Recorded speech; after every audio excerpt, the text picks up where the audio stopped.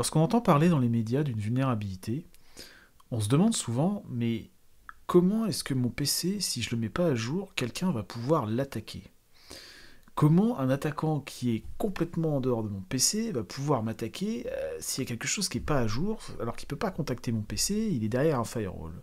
Eh bien en général, les failles dont on parle dans ce cas-là, ce sont des failles d'escalade de privilèges. Et c'est ce qu'on va voir dans cette vidéo. Je vais vous montrer 3 exemples d'escalade de privilèges. Et on va essayer de comprendre qu'est-ce que c'est l'escalade de privilèges, en quoi c'est dangereux, comment les attaquants s'en servent et comment on va se protéger de ces cas.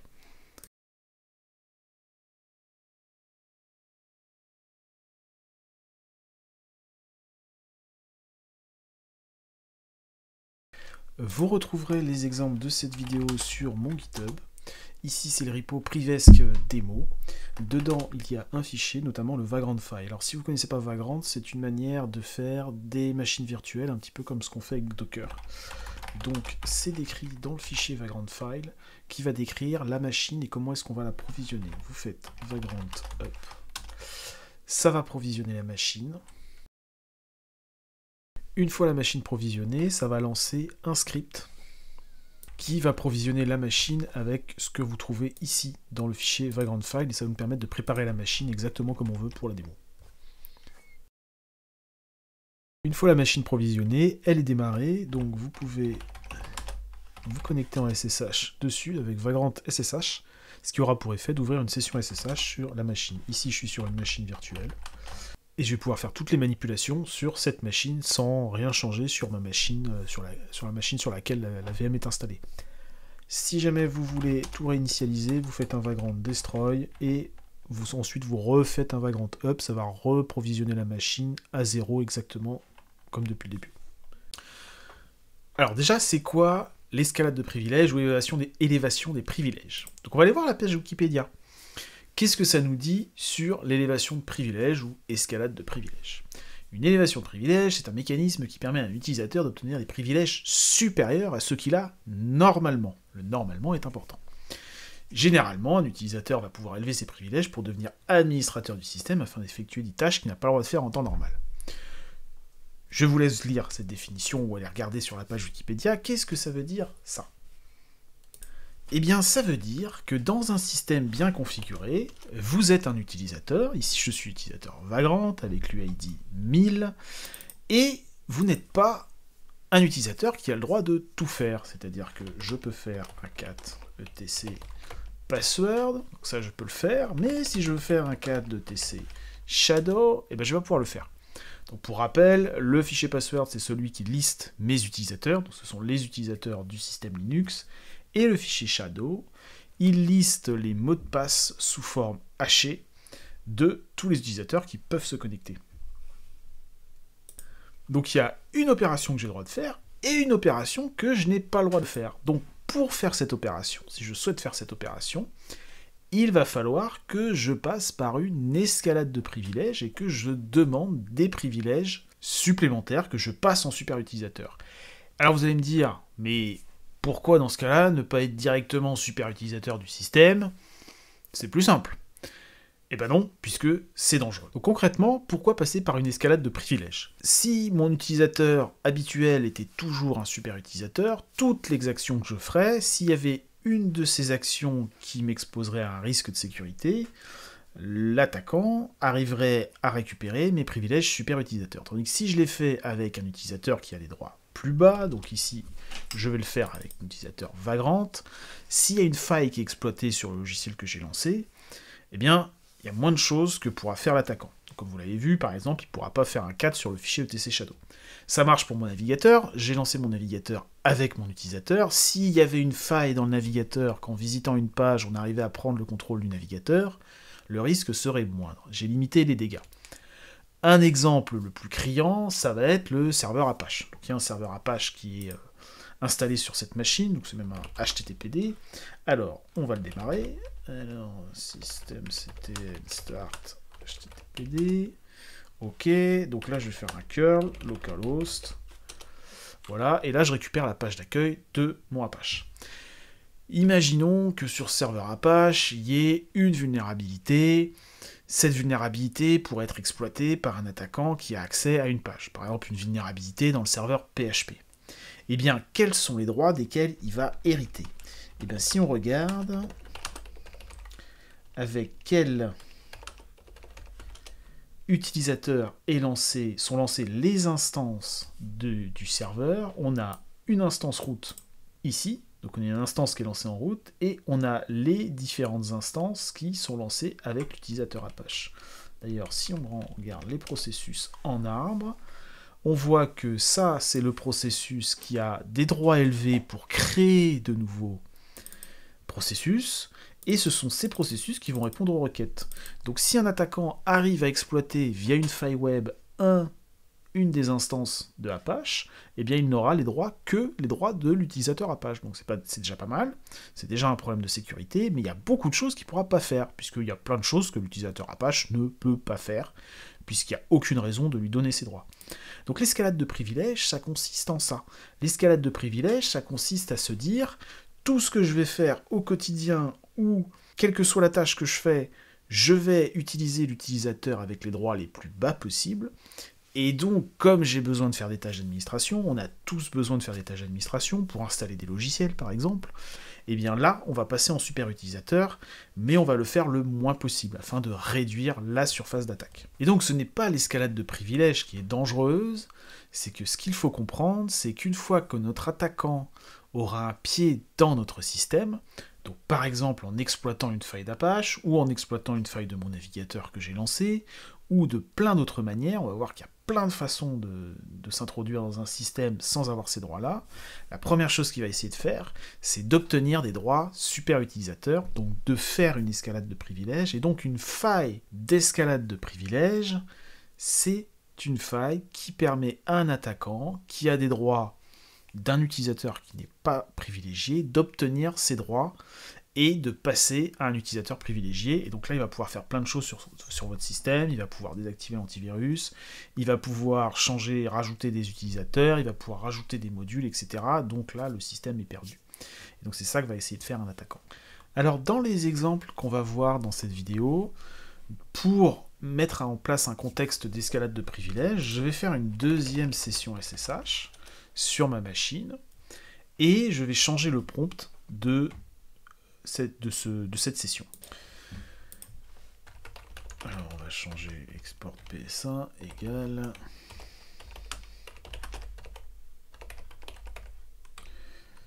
voilà. On a un attaquant, il s'appelle I'm the attacker, enfin, il a mis ça comme prompt. Alors ça veut dire quoi? Ça veut dire qu'on va avoir notre prompt classique, donc ça c'est le prompt de l'utilisateur légitime, et à côté de ça, j'ai un attaquant qui a réussi à obtenir un shell, par exemple en volant une clé SSH. Donc il a réussi à voler la clé SSH, donc il arrive à ouvrir une session SSH, et maintenant il va essayer d'obtenir des droits plus élevés. Donc pendant que notre utilisateur ici fait ce qu'il a à faire, il y a un attaquant qui a obtenu un shell. Il pourrait l'avoir obtenu aussi avec une application vérolée que l'utilisateur légitime a lancé avec un utilisateur qui n'est pas privilégié, donc avec un ID 1000. Donc l'attaquant il a cet ID 1000, et donc maintenant on va regarder nos exemples d'escalade de privilèges pour voir comment est-ce qu'on va s'en protéger et empêcher l'attaquant d'atteindre les droits root. Bon alors déjà, si j'ai une tâche d'administration à faire, comment je vais m'y prendre? Je vais, en général, avec Linux, on va utiliser une commande qui s'appelle sudo. Donc cette commande, c'est la commande qui nous permet d'exécuter une autre commande en étant un super utilisateur. Donc je veux faire mon cat etc password, je peux le faire, mais je veux faire mon cat etc shadow, je ne peux pas le faire. Je vais aller dans systemd, et je vais vouloir modifier un fichier, par exemple je vais vouloir modifier le fichier journald.conf. Voilà, et je vais rajouter un commentaire. Et bien je ne peux pas parce que je suis en read-only.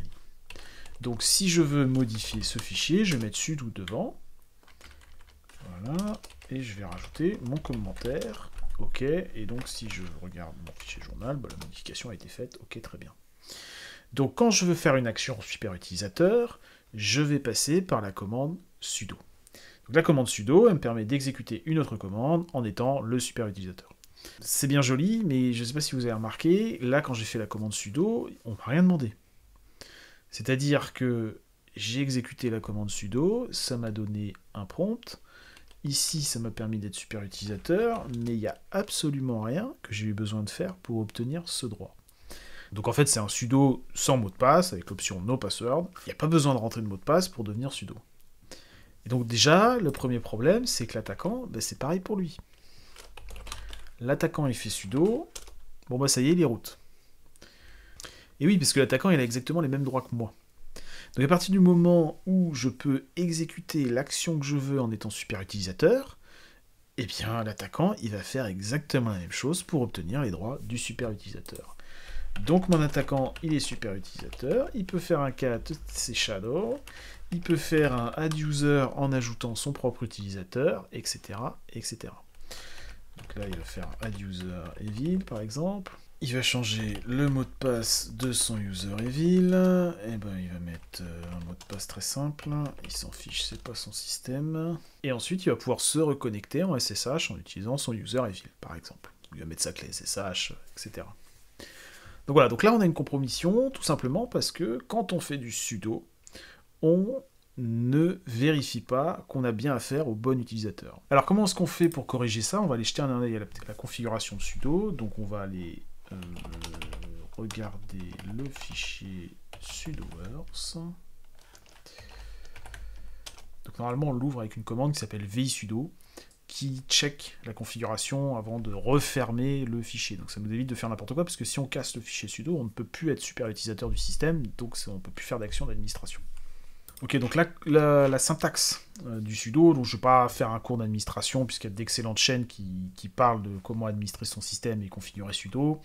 Ce qu'il faut savoir, c'est qu'il y a 3 parties. Dans la commande, il y a l'utilisateur, donc ça prend le qui va avoir le droit de faire sur quoi, donc quel utilisateur, l'utilisateur root va pouvoir se substituer à quel utilisateur, donc on va pouvoir être tous les utilisateurs, puisque la commande sudo, par défaut, elle me propose d'être root, mais je peux aussi l'utiliser pour devenir un autre utilisateur. Je pourrais l'utiliser par exemple pour faire une action au nom de Apache, pour créer un fichier de configuration pour Apache. Et ensuite, ça je peux le faire sur tous les hosts, et ça c'est la liste des commandes que j'ai le droit de faire. Donc je peux par exemple dire, tel utilisateur, il a le droit de faire du sudo, mais que pour faire telle commande. Et on voit qu'on a différents types de configurations. Et là, il y a cette ligne qui est intéressante, c'est le include-dir, etc sudoers.d. Donc là, j'ai différentes configurations, là j'ai différents paramètres de configuration, il y a le secure pass, on aura l'occasion d'en reparler tout à l'heure. Là, c'est les utilisateurs du groupe will, eux aussi, ils ont le droit de faire tout ce qu'ils veulent. Ok, et on a la même chose ici, sans le mot de passe. Donc on voit que c'est un petit peu la configuration qui nous intéresse. Le include-dir etc sudoers.d, qu'est-ce que c'est? C'est un fichier, c'est un dossier. Dans ce dossier, on va mettre d'autres fichiers de configuration qui vont contenir des lignes comme les lignes qui sont ici. Alors c'est quoi la différence? La différence, c'est que mon fichier etc sudoers, il fait partie de mon système. Donc il est mis à jour avec mon système. Donc si demain on découvrait un problème de sécurité, par exemple sur sudo, et qu'il fallait mettre à jour tous les fichiers de configuration, eh bien en mettant ma configuration dans le sudoers.d, elle n'aura pas besoin d'être modifiée. On va aller jeter un œil avec ce fichier sudoers.d. Alors on va le faire en sudo, puisqu'effectivement il ne faudrait pas que n'importe qui puisse aller changer la configuration du sudo. Ok, et dedans, on a un fichier Vagrant no password. Alors je vous rappelle que comme je suis utilisateur Vagrant, bon, ça nous met un peu la puce à l'oreille. Et on voit que dans ce fichier, il y a effectivement la possibilité pour Vagrant de se substituer à tous les utilisateurs qu'il veut avec sudo, donc par défaut le super utilisateur, taper toutes les commandes qu'il veut, et il y a l'option supplémentaire no password, qui veut tout simplement dire qu'il n'y aura pas besoin de rentrer un mot de passe.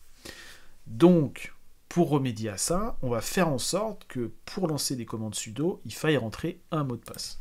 Alors je vais commencer par définir un mot de passe à mon utilisateur Vagrant.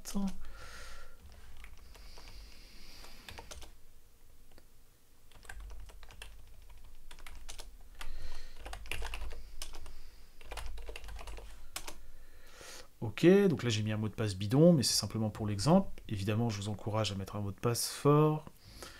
Voilà, maintenant que j'ai créé un mot de passe pour l'utilisateur Vagrant, je vais pouvoir changer ce fichier-là et je vais enlever l'option No Password.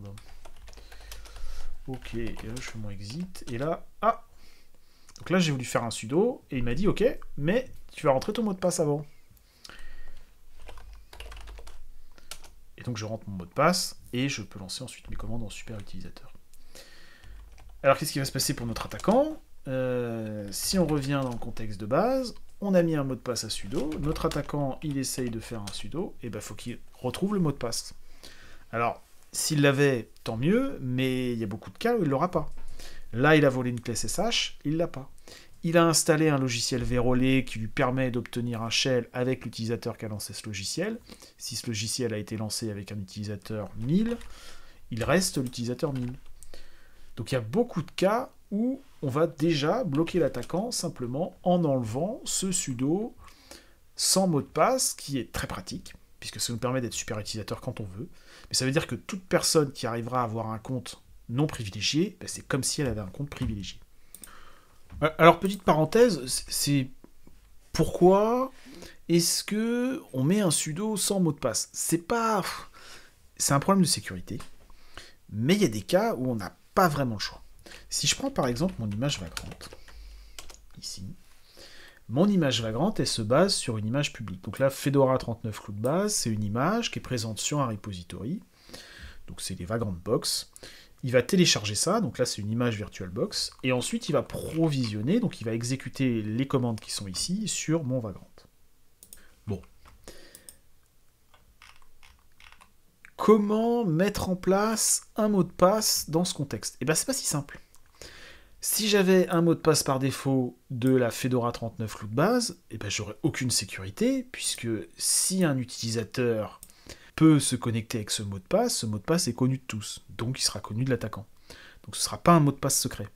Donc je ne peux pas mettre un mot de passe par défaut dans cette box, parce qu'elle est publique. Donc on va la chercher quelque part, et donc le mot de passe, je serai obligé de le mettre dans la documentation, ce qui est bien sûr une mauvaise pratique. Je pourrais définir le mot de passe à cet endroit-là. Mais le problème, c'est que si je définis le mot de passe à cet endroit-là, il est dans mon code. Ce qui n'est pas une bonne pratique non plus. On aura l'occasion d'en reparler dans d'autres vidéos. Donc, mettre un mot de passe, c'est pas forcément simple. Donc, pour qu'on ait une configuration qui fonctionne, on va créer une machine qui se connecte avec une clé SSH. Donc, la clé SSH, elle est injectée par Vagrant. Vagrant, il va injecter la clé publique en disant bah, tu peux accepter cette clé publique. Et on va pouvoir démarrer une instance qui fonctionne. C'est la même chose que vous aurez sur un Raspberry Pi. Un Raspberry Pi, par défaut, on télécharge une image, on a envie que l'image elle fonctionne tout de suite. Donc si on mettait, il y a un mot de passe par défaut, en plus je crois d'ailleurs sur Raspberry Pi. Par défaut, bah, on met le sudo sans qu'il y ait de mot de passe. Donc il y a beaucoup de systèmes sur lesquels bah, on met ça par facilité, parce que c'est plus pratique, et ça évite de mettre un mot de passe par défaut. Donc les choses ne sont pas toujours si simples. Mais si vous êtes sur un système d'entreprise et que vous avez besoin qu'il soit sécurisé, la première chose à faire, c'est d'enlever le mot de passe à sudo.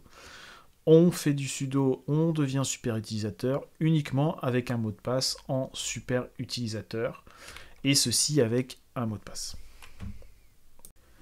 Je vais maintenant vous montrer une escalade de privilèges, malheureusement assez courante, qui utilise Docker. Vous avez sûrement Docker d'installer sur votre poste, et peut-être que ce Docker permet à un attaquant de se connecter en super utilisateur sans connaître votre mot de passe, même si vous avez configuré correctement sudo. Alors, comment ça marche Docker? Eh bien, on va essayer de lancer un Docker info, donc je vais regarder ce qui se passe au niveau de Docker. Donc j'ai installé Docker avec la commande que l'on voit ici. Alors, j'ai installé Docker CE CLI, container, etc. Donc j'ai installé tout ce qu'il me faut pour faire du Docker. Et j'ai activé le démon Docker. Ok. Donc, le démon Docker est lancé, mais je ne peux pas l'utiliser. Je ne peux pas l'utiliser avec mon utilisateur classique, puisque je n'ai pas les droits sur ce socket. Donc le socket, comment ça marche Docker? On va envoyer des requêtes d'API. Au lieu de les envoyer sur le réseau, on va les envoyer sur un socket parce que le client est sur la même machine que le serveur.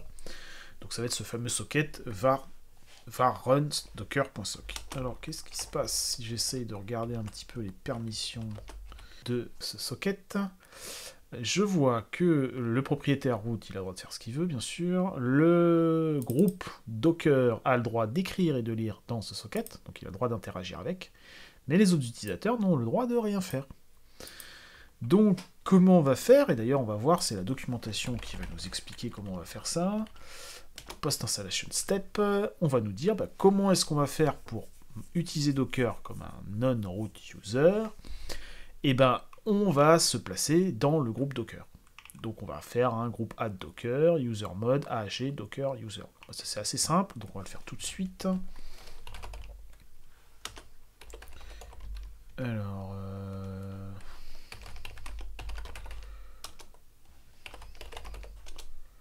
Ok, bon, le groupe existe déjà puisqu'il a été installé, mais je vais faire un user mode. Donc je vais modifier mon user. Hop.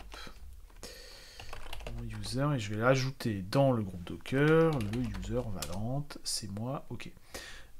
Et vous avez remarqué d'ailleurs, j'ai fait du sudo, j'ai rentré mon mot de passe la première fois, j'ai pas eu à le rentrer la deuxième fois. Puisque sudo détecte que je suis dans une session où mon mot de passe, vu que j'ai tapé une fois, j'ai une espèce de timeout qui fait que j'ai pas besoin de retaper mon mot de passe. Donc c'est pas si contraignant de mettre un mot de passe à route. Et l'attaquant, quant à lui, lui il peut toujours pas. Il faut vraiment qu'il rentre son mot de passe. Donc ça c'est vraiment sur un terminal, sur une session. Ok.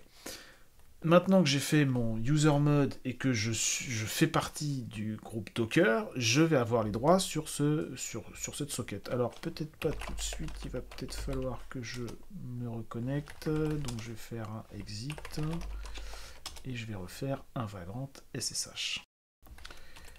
Ok, voilà. Et donc je fais mon Docker info, j'ai accès à Docker. Magnifique. Oh, je vais pouvoir faire lancer un Docker, donc on va lancer un Docker hello world. C'est un conteneur qui fait pas grand chose, mais qui nous permet de vérifier que Docker fonctionne bien. On va faire un pool de l'image, hop.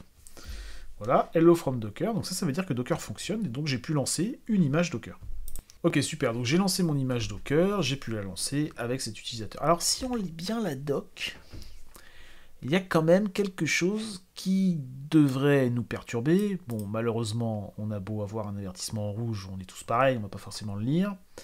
Et qui nous dit clairement, le groupe Docker grant root level privilege for user. Ok, donc ça veut dire que être présent dans le groupe Docker, ça vous octroie des privilèges de super utilisateur.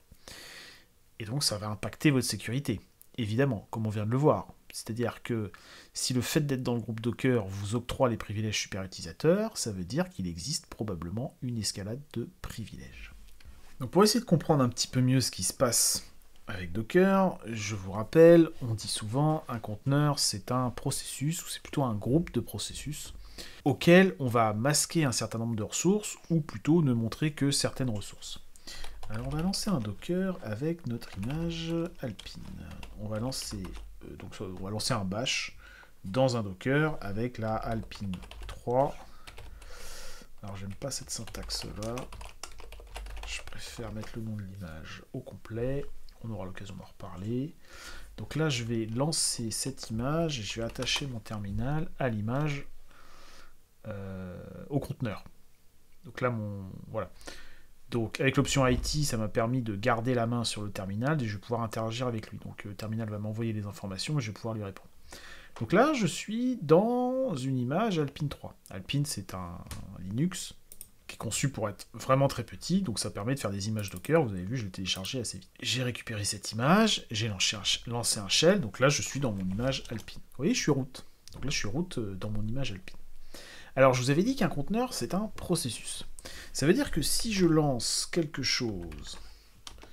Ici, je vais lancer un... Alors, ça, c'est pas ça qui... Voilà, donc je vais lancer un processus qui va dormir pendant 50 secondes. Ça veut dire que ce processus, il existe probablement sur la machine. Et on va regarder ça tout de suite. Alors, je vais lancer un autre shell, mais pas celui de l'attaquant. Je vais lancer un autre shell pour regarder ce qui se passe. On va faire un PS et on va regarder les processus en arbre. Donc je vous rappelle, j'ai un conteneur qui tourne ici, avec une commande qui va dormir pendant 50 secondes, et je vais essayer de regarder ce qui se passe. Et bien vous voyez, j'ai conteneur shim runc qui a lancé le bin shell. Donc le bin shell c'est ceci, c'est le shell que ça m'a lancé dedans, et qui a lancé le processus sleep 50 secondes. Ok, donc ça montre bien que le conteneur c'est un processus, puisque les processus que je lance dans mon conteneur, je les retrouve sur ma machine. Donc c'est tout l'intérêt des conteneurs, puisque c'est plus léger, contrairement à une machine virtuelle. Ok. Et alors, si je regarde l'utilisateur réel de ça, et ben vous voyez que c'est l'utilisateur root. Alors là, il y a quelque chose qui cloche d'un point de vue sécurité, puisque j'ai lancé un conteneur. En lançant ce conteneur, je suis l'utilisateur root de ma machine. Le PS, je ne l'ai pas lancé dans le conteneur, je l'ai lancé sur ma machine. Donc ça veut dire que j'ai lancé des processus sur ma machine avec l'utilisateur root.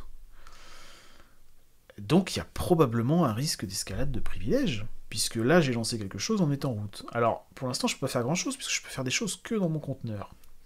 Mais en réalité, il y a plusieurs moyens qui nous permettent de partager des ressources avec la machine. Alors par exemple, on va maintenant lancer notre conteneur Alpine et on va monter un volume dedans. Donc on va monter un volume avec le dossier route. Alors avant de faire ça, on va essayer d'aller sur le dossier route. On va essayer de faire un 4 route proof.text. Ça ne marche pas, c'est normal, le dossier root appartient à l'utilisateur root, et moi je suis pas l'utilisateur root, donc je n'ai pas le droit de faire quelque chose dedans. Sauf que avec la commande volume, on va pouvoir mapper un volume, c'est-à-dire un répertoire de notre système avec le conteneur.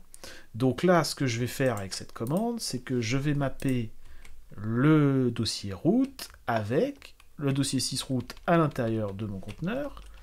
Donc, à l'intérieur de mon conteneur, il y aura le dossier sysroot, il va être mappé avec root, et tout ça, eh ben, ça va peut-être être lancé avec l'utilisateur root. Donc, si je regarde ce qui se passe là, voilà, je suis dans le dossier root, qui a été monté avec le sysroot. Donc, si je fais un touch de proof.text, j'ai créé un dossier proof.text ici. Je sors de mon conteneur et je vais faire un sudo ls de mon dossier root. Et j'ai bien créé mon fichier. Donc, avec Docker, j'ai la possibilité de monter le système de fichiers, d'exécuter un processus avec l'utilisateur root, et ce processus aura les mêmes droits que l'utilisateur root, simplement parce que j'ai le droit de lancer une commande Docker. Alors qu'est-ce qu'il va faire notre attaquant ? Ça c'est un des premiers trucs qu'il va faire. Il va regarder si sudo ça marche. Voilà, il va voir que sudo ça marche pas. Et il va regarder ce qui va lui permettre de faire une escalade de privilèges. Alors, on va faire le exit avant. Voilà.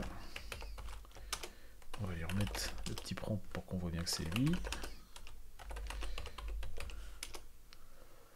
Voilà, donc le Docker info, ça marche. Donc l'attaquant, il voit qu'il peut faire du Docker. Donc c'est la première chose qu'il va faire. Il va même monter probablement tout le système de fichiers dans son conteneur. Il va lancer une Alpine 3. Alors, il fallait faire un run. Ok, donc maintenant qu'il a lancé ça, il va aller dans sysroot. Et il va pouvoir faire tout ce qu'il veut dedans. Il va même pouvoir faire un chroot. Voilà. Et alors là, c'est comme s'il était dans le système. Donc il va faire un add user EL2. Ok.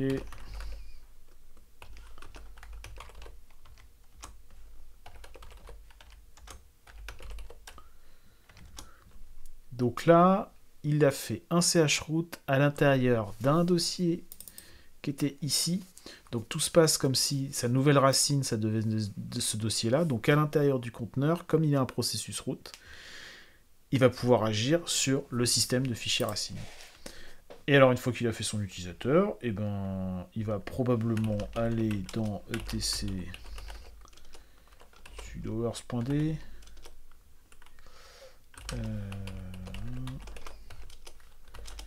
Voilà, et il va copier ça.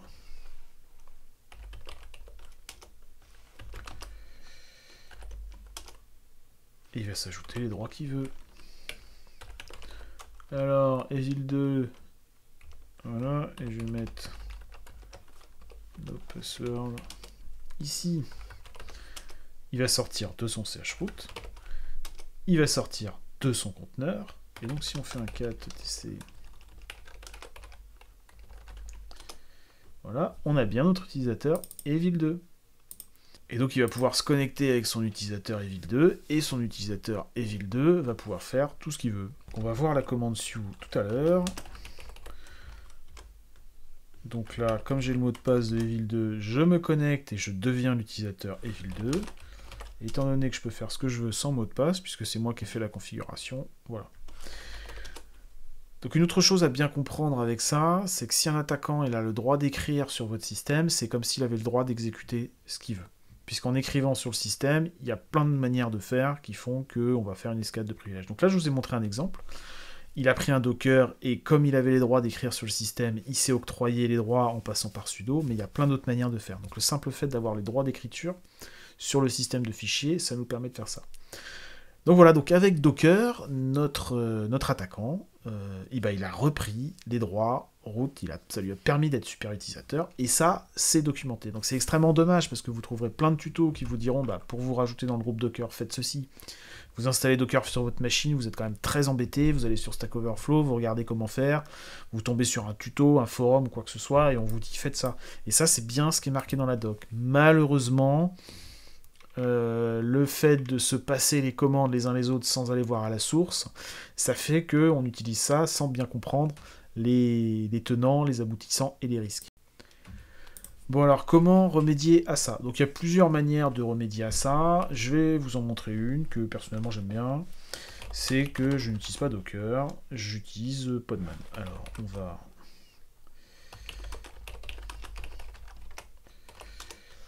va effacer Docker. Alors c'est Docker CE. Voilà, donc je vais enlever Docker et je vais enlever tout ce qui ressemble à Docker. Voilà, le compose plugin, etc. Et à la place, je vais installer Podman. Alors, sudo dnf install Podman. Alors, c'est quoi la différence entre Podman et Docker? Je pense qu'avec le temps, il y en aura de moins en moins, mais aujourd'hui, ce qui se passe, c'est que Podman, il ne fonctionne que dans le user space. Ça veut dire quoi? Ça veut dire que avec Podman, si vous lancez un conteneur, vous ne serez pas root sur le système, à moins d'avoir lancé ce conteneur avec l'utilisateur root. Donc Podman, si vous êtes l'utilisateur avec l'ID 1000, il ne fera que des choses avec l'ID 1000. Donc il va vraiment être capable de faire un mapping, et vos conteneurs, les processus de vos conteneurs ne s'exécuteront plus avec des users privilégiés, comme c'était le cas avec Docker, où on passe par le démon Docker. On aura l'occasion d'en reparler en détail. Alors au niveau des commandes, c'est exactement la même chose. Donc là, vous faites un podman info. Vous avez quasiment la même chose qu'avec Docker, donc il y a des différences d'implémentation, mais les commandes sont exactement les mêmes. Donc si vous voulez faire, vous voyez ce qu'on a fait ici, là, et on va pouvoir le faire avec podman maintenant. Alors maintenant je vais faire un podman run, voilà, alors... Il y a une chose qui ne supporte pas Podman, c'est que si vous entrez Alpine 3, ça ne va pas fonctionner. Il va falloir rentrer l'image complète docker.io library. Le fait que vous entriez Alpine 3 et que ça vous envoie sur docker.io library, c'est spécifique à Docker. Donc là on ne l'a pas, donc là je vais lancer mon Alpine 3. Ok, donc on va télécharger Alpine, et je suis root à l'intérieur de mon conteneur. Mais alors, quel utilisateur j'ai à l'intérieur de mon système? Et bon, on va regarder ça tout de suite. Alors ici, c'est Conmon qui a lancé ça, et vous voyez, je suis encore l'utilisateur Vagrant.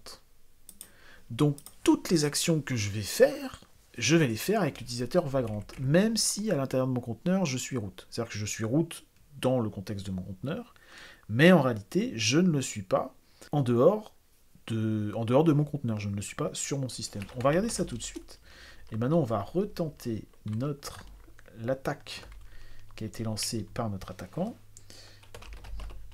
Ici, donc le fait de monter root sur le dossier 6 root avec cette image alpine, donc je vais lui dire, voilà, tu prends le volume ici, Et donc, je vais essayer de le faire, là.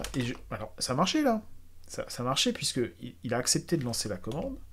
Et maintenant, je vais aller dans mon dossier sysroot, et ben, permission denied. Donc, tout se passe et comme si j'étais, et je suis encore l'utilisateur Vagrant. Donc, je n'ai techniquement pas les droits pour faire ceci. Donc, la manière dont Podman résout ce problème de sécurité, c'est qu'il dit, ben voilà, moi, je vais me lancer avec un utilisateur, celui qui a lancé le conteneur. Et si on demande au système quoi que ce soit d'autre, eh bien mécaniquement, je ne pourrais pas. Donc là, j'ai demandé le dossier route, il m'a dit ok, je fais le montage du dossier route, mais en réalité, il n'a pas accepté que j'aille naviguer dessus.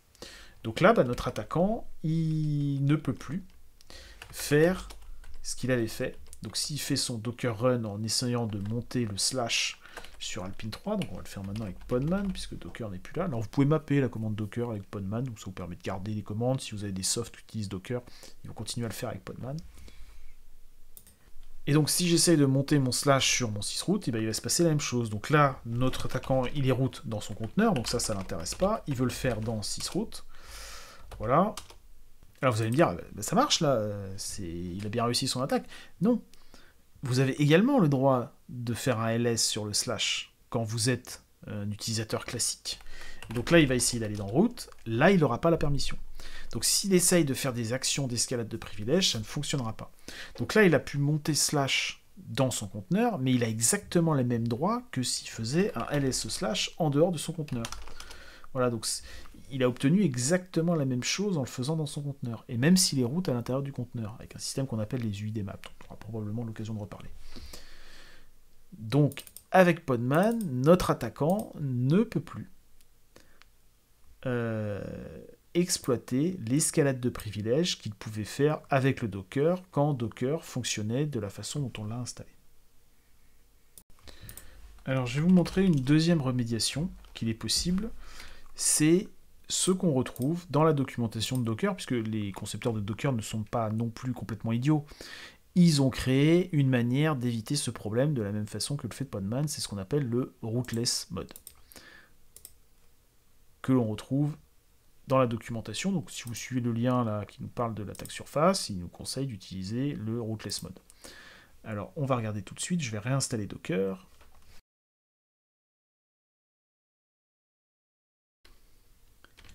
Ok, donc j'ai réinstallé Docker, et maintenant on va essayer d'installer le rootless mode.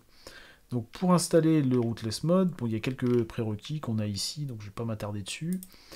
Et on va aller chercher le script qui nous permet de faire ça. Donc on va commencer par désactiver le démon Docker pour le super utilisateur. Donc ça, c'était probablement déjà fait parce que je n'ai pas activé. Et ensuite, on va tout simplement lancer un script qui s'appelle Docker rootless setup tool. On ne le lance pas en super utilisateur, on le lance de manière normale. Alors, boarding because rootful docker. Ça, c'est tout simplement parce que je suis encore dans le groupe Docker. Alors, on fait user mode. Alors, pour enlever quelqu'un d'un groupe, append remove.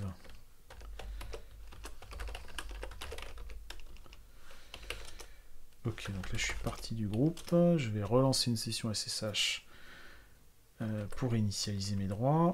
Voilà, et là l'installeur va fonctionner. Alors pourquoi il n'a pas fonctionné? Parce qu'il m'a dit, bah non, tu peux pas installer le Docker rootless puisque tu as déjà la possibilité de faire du Docker quand tu veux, donc c'est pas cohérent. Donc là j'ai installé le Docker rootless, donc j'ai installé un service systemd local, enfin, c'est-à-dire pour mon user, donc c'est-à-dire que ce n'est plus un service qui est lancé par le super utilisateur et auquel je vais m'adresser à travers l'API, mais c'est un service qui est lancé avec mon utilisateur. Donc comme c'est lancé avec mon utilisateur, eh ben, je ne vais plus avoir ce mode root, c'est-à-dire que les processus que je vais lancer ne vont plus l'être avec l'utilisateur root. Alors je ne sais pas si ça va marcher en l'état.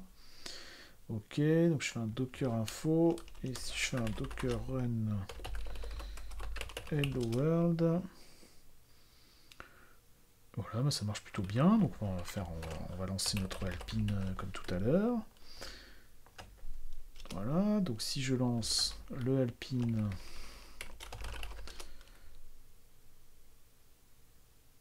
ça fonctionne, donc je suis bien route ici.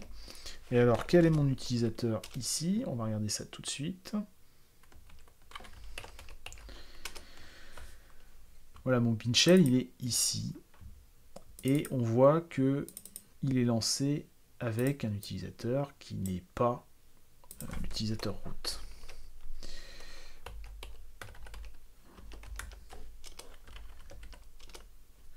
Voilà, donc là j'ai lancé un slip 50, donc j'ai bien la possibilité de lancer ce processus, mais je le lance avec l'utilisateur Vagrant. Donc notre attaquant, s'il veut à nouveau lancer son attaque ici, il va y obtenir la même chose qu'avec Docker. Donc là ça va fonctionner, il va aller dans le sysroute, et il se dit tiens ça marche, et il va aller dans route, et ça va pas fonctionner.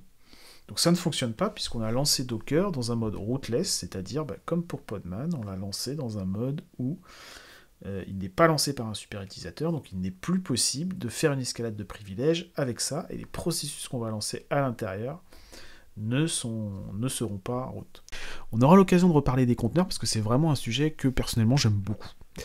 Et il y a beaucoup de choses à dire sur les conteneurs, sur Kubernetes, notamment en termes de sécurité, il y a beaucoup de choses très intéressantes à faire. Merci à tous d'avoir suivi cette vidéo. À venir dans la série, donc Escalade de privilèges 2, je vous montrerai une autre technique de ce type qui utilise cette fois-ci la commande su et un bug sur le pass. Et on apprendra aussi à concevoir des conteneurs qui justement nous protègent de ce type d'attaque, comment faire pour développer des conteneurs qui évitent que l'on puisse être attaqué de cette façon. Vous pouvez bien sûr vous abonner et liker cette vidéo. À bientôt.